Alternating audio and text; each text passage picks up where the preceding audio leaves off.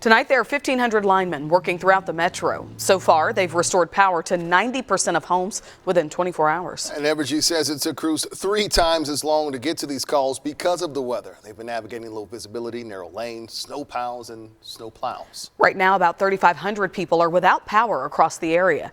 KSHB 41's Megan Abundis got an update from Evergy, which says crews are on the way.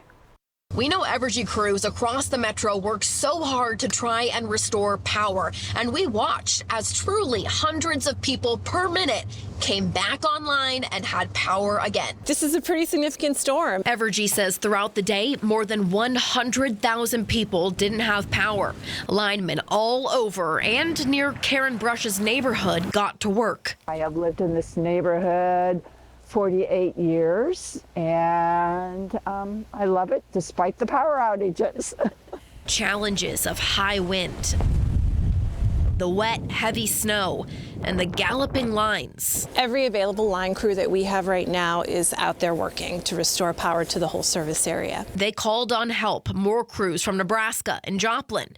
But a dark day was a reality for many. We woke up and knew that there wasn't power about 7. Karen Brush says the power flicked on, but only for a moment. My husband was able to make his coffee and warm up his cinnamon roll.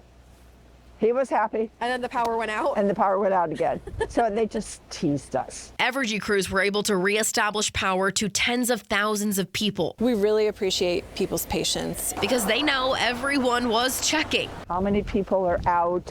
How close are they to a repair?